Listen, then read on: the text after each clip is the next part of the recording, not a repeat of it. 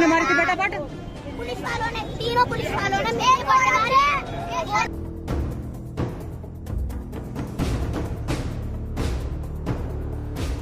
बुलंदशहर के खुर्जा थाना क्षेत्र में मुंडा खेड़ा में गोश्त विक्रेता आकिल को पकड़ने के लिए पुलिस की टीम उनके घर गई थी। पुलिस ने आकिल को छत से नीचे फेंक दिया, जिससे इलाज के दौरान आकिल की जान चली गई। आकिल के मासूम बच्चे अपने पिता की मौत के चश्मदीद गवाह हैं। आकिल की पत्नी शहाना के मुताबिक आकिल कुरैशी यूपी के बुलंदशहर में कुछ गौ हत्या मामले में आरोपी थे। 23 और 24 मई की दरमियानी रात को तकरीबन 1 बजे उनके घर पुलिस आई थी। उन्होंने कहा कि मैं छत पर थी, डर से कांप रही थी। मेरे सामने उन्होंने आकिल को लात मारी और छत से धक्का दे दिया। मेरे पापा को ऐसे गिराए, पहले तो गए, एक तो इधर हमारे घर के पीछे छत है ना, हमारे घर के पीछे छत है ना, उस पे को पुलिस वाले लेट गए, लम्बे लेट गए और फिर फोन करके कहा तुम उनके घर में चले जाओ कुंडी बजाकर। हमारे पापा और हमारी अम्मी एक साथ हमारे पापा और हमारी अम्मी सो रही थी और हम सब बच्चे छत पे सो रहे थे। क्या हुआ फिर, हमारी अम्मी और हम नीचे आए थे पानी पीने के लिए, हमें बहुत प्यासी लगी। फिर हमारे कुंडी बजी, हम कुंडी खोलने गए, हमने कुंडी खोल दी।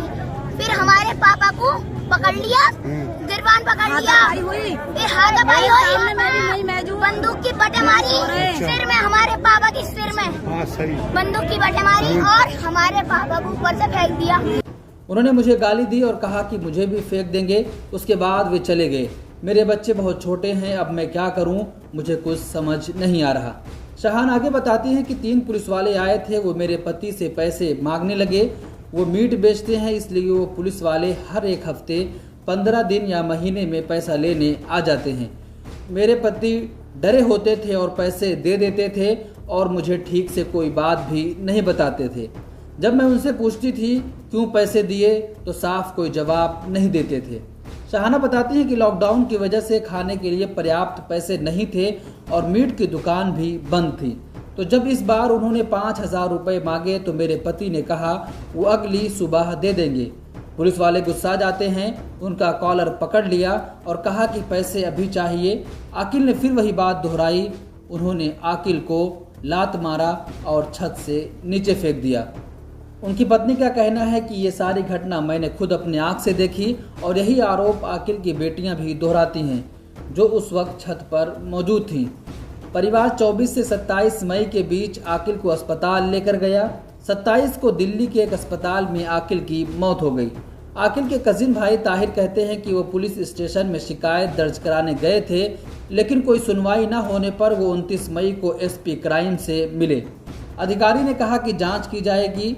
पुलिस इन आरोपों को खारिज कर रही है, जबकि आकिल के परिवार और उनके छोटे छोटे मासूम बच्चे अपने पिता के साथ हुई दरिंदगी के चश्मदीद गवाह हैं। हफ्ते भर में ये दूसरी घटना है जिसमें यूपी पुलिस पर हत्या का आरोप लगा है। इससे पहले उन्नाव के बांगर मऊ के सब्जी विक्रेता मोहम्मद फैसल को लॉकडाउन तोड़ने के आरोप में थाना लाया गया था। थाने में फैसल को इतना पीटा गया कि उसकी जान चली गई। आपको याद होगा कि बीते वर्ष अमेरिका में एक काले समुदाय के जॉर्ज फ्लॉयड नामी शख्स की पुलिस कस्टडी में मौत होने के बाद पूरे अमेरिका में उबाल आ गया था। इस घटना पर शर्मिंदगी जाहिर करते हुए अमेरिकी पुलिस को घुटनों के बल गिरकर अपने देश की जनता से माफ़ी मांगनी पड़ी थी। लेकिन भारत में कस्टडियन किलिंग कोई एक घटना नहीं, बल्कि यहाँ घटनाओं के सिलसिले हैं। ये घटनाएं इतनी ज़्यादा दोहराई गई हैं कि अब सब सामान्य लगने लगी हैं। देश में अक्सर पुलिस सुधार की बातें होती रहती हैं, मगर ये बातें सिर्फ बातें ही हैं। पुलिस सुधार की सबसे ज़्यादा ज़रूरत अगर है तो उत्तर प्रदेश में है, क्योंकि इसी राज्य में पुलिस पर सबसे ज़्यादा कस्टडियन किलिंग के मामले दर्ज हैं। जैसे जैसे उत्तर प्रदेश में चुनाव नज़दीक आता जा रहा है, वैसे एक खास समुदाय को टारगेट करने की कोशिश की जा रही है। कभी उनके धार्मिक जगहों को निशाना बनाया जाता है, तो कभी उन पर झूठे आरोप लगाकर उनको पीट पीट कर मार दिया जाता है। जैसे जैसे उत्तर प्रदेश का चुनाव आ रहा है, वैसे ही उत्तर प्रदेश की राजनीति गरमाई जा रही है। मिलेट टाइम्स को आपकी जरूरत है, हमारी आप माली मदद करें। हर महीने सिर्फ 100 रुपये और 1 साल के लिए एक साथ सिर्फ 1000 रुपये। रकम भेजने के लिए यहाँ दिए गए फोन पे, गूगल पे और पेटीएम नंबर का इस्तेमाल कर सकते हैं।